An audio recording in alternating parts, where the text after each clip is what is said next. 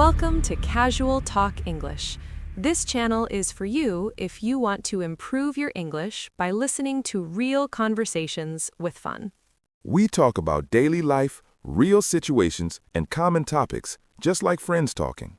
No difficult words, no boring lessons, just easy, natural English you can actually use.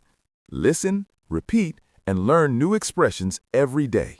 So if you want to speak English more confidently, subscribe to Casual Talk English and learn with us. Hey there, Kylie. How's your morning going? Oh, hey, Jordan. Pretty good, pretty good. I just made some coffee. I can't start my day without it. Yeah, I know that about you. Coffee first, then everything else, right? Exactly. So what have you been up to? I feel like we haven't caught up in a while. I know, right? It's been like, what, 2 weeks? I've been pretty busy, actually. I started helping my neighbor's daughter with her English homework. Oh, really? That's so nice of you. Yeah, she's from Mexico, and her family moved here about 6 months ago. She's learning English, and it's been really interesting watching her progress. Aw, that's sweet. How old is she? She's 12. Her name is Sophia. Really smart kid, but she was struggling with English at first. I can imagine. Learning a new language is tough. That actually reminds me of something I've been thinking about lately. What's that? Well, I've been reading about how people learn languages, especially English, and there's this whole thing about learning through stories. Stories? Like children's books? Well, kind of, but not just that. Like any kind of story movies, TV shows, books, even conversations between friends. People say it's one of the best ways to learn. That's interesting. I never really thought about it that way. Yeah, because when you read or hear a story, you're not just learning words, you're learning how people actually use those words in real life. Oh, I see what you mean. Like context. Exactly. Context. That's the word. Like, if someone just tells you happy means feeling good, that's okay. But if you hear a story like, she was so happy when she saw her dog again after 2 weeks, you understand it better. Yeah, you feel it more, right? It's not just the definition. Yes, you feel it. And that's what makes stories so powerful for learning. Now that you mention it, that's kind of what's happening with Sophia. Really? How so? Well, at first, I was trying to teach her the traditional way, grammar rules, vocabulary list, stuff like that. Uh huh. And she was learning, but it was slow. She seemed kind of bored, like she wasn't really into it. I mean, grammar rules can be pretty boring, let's be honest. Right. So one day, I decided to try something different. I started telling her stories about my day or funny things that happened to me. Oh, that's a great idea. Yeah, and she loved it. Her face just lit up. She was laughing, asking questions, really engaged. See, that's what I'm talking about. Stories connect with us emotionally. They're not just words on a page. Exactly. And I noticed she started remembering the words I used in those stories way better than the words from the vocabulary lists. Of course, because the words had meaning. They were part of an experience, even if it was just hearing about your experience.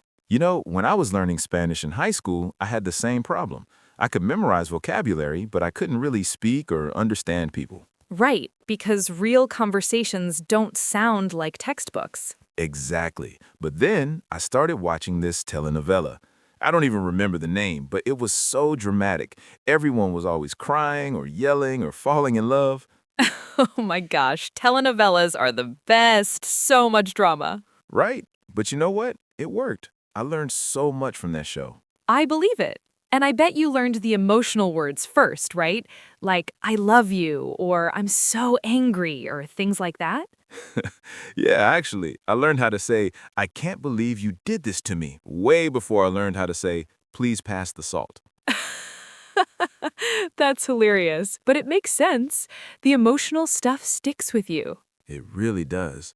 So, what got you thinking about all this, the story thing for learning English? Oh, well, my cousin is teaching English online to students in Japan. She was telling me about her methods, and she uses a lot of storytelling. Really? How does that work online? She creates these simple stories, sometimes about daily life, sometimes fictional, and she tells them slowly with clear pronunciation. Then she asks her students questions about the story. That's smart. Yeah, and she said her students improve so much faster when she was just teaching grammar. They're more motivated, too. I can see why. It's more fun. Learning should be fun, right? Absolutely.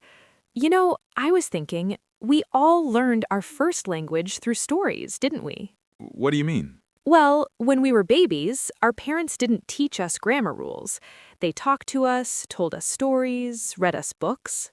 Oh, yeah, that's true. I never thought about it that way. We learned by listening to the language being used naturally, in context, with emotion and meaning. So really, learning a second language through stories is just more natural. Exactly.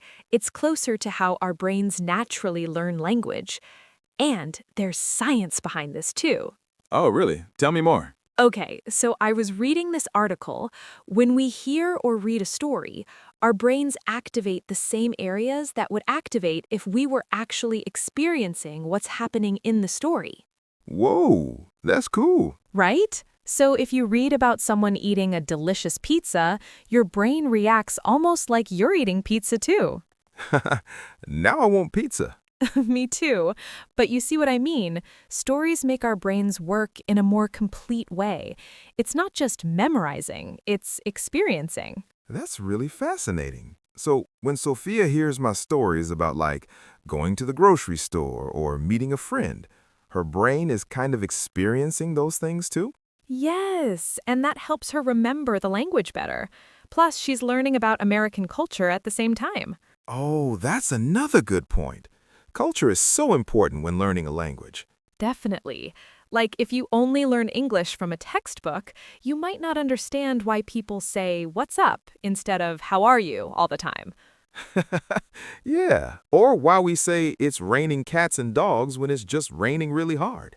Exactly. Those kinds of expressions only make sense when you hear them in stories or conversations. So true. You know what Sophia told me last week? It was really cute. What? She said she watches American cartoons now, even though she doesn't understand everything. She said the stories help her learn. Smiles. See? She figured it out on her own. Kids are smart like that. Yeah, she says she watches SpongeBob, and even though it's silly, she's learning a lot, SpongeBob. That's actually perfect because the language is simple and clear. right? And it's funny, so she stays interested. That's the key, staying interested. If you're bored, you won't learn well. So true. What kind of stories do you think are best for beginners? Good question. I think simple, everyday stories are really good. Like stories about daily routines, going shopping, meeting friends, stuff like that. Because that's the language they'll actually use most. Exactly. Before you learn fancy vocabulary about business or science, you need to know how to order food at a restaurant or ask for directions. That makes sense. And I think stories with emotions are important too, like stories about being happy, sad, excited, nervous, because emotions are universal. Yeah, everyone understands feelings. Right. So even if a beginner doesn't understand every single word, they can follow along with the emotion of the story. That's a good point. Like in movies, even if you don't speak the language, you can often understand what's happening just from the emotions in the context. Exactly. Body language, facial expressions, tone of voice, all of that helps tell the story. You know, I should probably use more of that with Sophia. Like act out the stories more. Enthusiastically, yes, that would be great. Use gestures, make faces, change your voice for different characters. I'm not sure I'm a good enough actor for that. Oh, come on, it doesn't have to be perfect. Just make it fun and expressive. She'll love it. All right, I'll try it. Smiles. What else? Any other tips? Well, repetition is important. Not like boring repetition, but hearing the same words and phrases in different stories. Oh, so like if you tell multiple stories that include the word excited, the learner starts to really understand what it means. Yes, and they see how it can be used in different situations. I'm excited about my birthday. The kids were excited to go to the park. She gets excited easily. Got it. Different contexts, but same word. Exactly. And that's how vocabulary really sticks. Oh, and asking questions is important too. Questions about the story? Yeah, like, what do you think happens next? Or how do you think she felt? It makes the learner think and engage more deeply. I do that with Sophia sometimes. She actually really likes predicting what happens next in the story. That's perfect. It makes her an active participant, not just a passive listener. You know, I'm realizing now that I learned so much English myself through stories, even though English is my first language. What do you mean? Well, I learned how to express complex ideas, how to be funny, how to be persuasive, all from reading books and watching movies and TV shows. Oh, absolutely. We're always learning language, even in our native tongue. Stories help us grow our vocabulary and communication skills throughout our whole lives. Yeah, like I probably learned the word devastated from a movie, not from a dictionary. Right. You saw a character who was devastated, and you understood the feeling, and then you connected that feeling to the word. Exactly. It's like the story taught me without me even realizing I was learning. That's the beauty of it. Smiles. The best learning happens when you don't feel like you're studying. So true. Do you think this works for all ages? Absolutely. I mean, kids pick it up faster usually, but adults can definitely learn through stories too. Yeah, my dad is trying to learn Italian for his trip to Italy next year, and he's been watching Italian movies with English subtitles. That's a great method. Does it seem to be helping? Yeah, he says he's starting to recognize words and phrases, and he loves Italian movies anyway, so it doesn't feel like work. Perfect. That's the ideal situation. When learning feels like entertainment, you'll stick with it. He's obsessed with this one Italian film. He's watched it like 5 times. Hey, whatever works. Repetition is good, remember? True. Smiles. You've really got me thinking about this whole topic now. Good. I find it really fascinating. Language learning is so important in our world today. Definitely. More and more people are bilingual or multilingual. Yeah, and stories are like a bridge between languages and cultures. That's a nice way to put it. Smiles. So if someone's watching this video trying to learn English, what would you say to them? Oh, thanks. I would say don't be afraid to immerse yourself in stories. Watch shows, read simple books, listen to podcasts, even if you don't understand everything at first. Just jump in? Yeah, just jump in. Your brain is smart. It will start making connections. You don't have to understand every single word to understand the story. That's good advice. What else? Be patient with yourself. Learning a language takes time. It's not going to happen overnight. Very true. And find stories you actually enjoy. If you love cooking, watch cooking shows in English. If you love sports, watch sports. Make it relevant to your life. That way it's useful and interesting. Exactly. Smiles. What about you? What would you tell someone learning English? Thanks. I would say don't be afraid to make mistakes. Mistakes are part of learning. Oh, that's so important. Yeah, like Sophia makes mistakes all the time when she tells me stories in English, but I can see her improving every week because she keeps trying. And you probably don't correct every single mistake, right? No, I don't. If she's in the middle of telling me an exciting story, I'm not going to interrupt her to fix a grammar mistake. That would kill her confidence. Right. Flow and confidence are more important than perfect grammar, especially at the beginning. Yeah, I correct bigger mistakes, but small stuff, I just let it go. She'll get it eventually. That's the right approach. You know, I think the big takeaway is that language is about connection. Connection. Yeah, we use language to connect with other people, to share stories, to express feelings. It's not just about memorizing words. That's true. Language is human. Exactly. And stories are one of the most human things there are. We've been telling stories since the beginning of time. Smiles. Around campfires and stuff. Yes, around campfires, in caves, at dinner tables, stories bring us together. So learning English through stories is really about becoming part of a conversation. Yes, beautiful way to say it. You're joining a global conversation. Thoughtfully. I like that. It makes learning feel less like a chore and more like an adventure? An adventure, yes, excited. Every story you hear or read in English is like exploring a little bit of the English-speaking world. And every person you talk to in English is like making a new connection.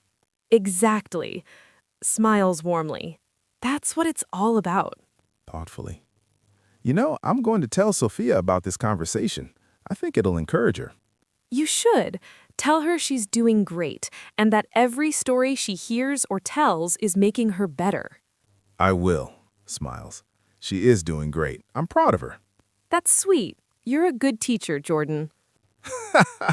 I don't know about that, but I'm trying. Trying is what matters. Okay, so to wrap this up, stories are powerful tools for learning English. They provide context, emotion, and real-world usage. They make learning fun and engaging, They help us remember better because our brains are wired for stories. and they connect us to culture and other people. Smiles. I think we covered it pretty well. Yeah, I think so too. This was a good conversation. It really was. It's got me thinking differently about how I help Sophia. And it's reminded me how much I love stories in general. They really are everywhere. They are, in books, movies, songs, conversations. Even in the news, in advertisements, in our own memories. Yeah, we're all storytellers in our own way. Smiles. That's a nice thought. We're all storytellers. Thoughtfully. So for anyone watching this and learning English right now, Keep listening to stories. Keep reading, keep watching, keep practicing. don't give up. You're doing great. And remember, every story you understand is a victory. Every conversation you have is progress. Well said. Smiles. Thanks for this chat, Kylie. It was really nice. Thank you too, Jordan. This was fun. We should do this more often. Definitely. Maybe next time we can talk about, I don't know, traveling? Oh, I'd love that. I have so many travel stories. I bet you do. All right, well, enjoy the rest of your day. You too, and say hi to Sophia for me. I will. Take care. Bye. Bye.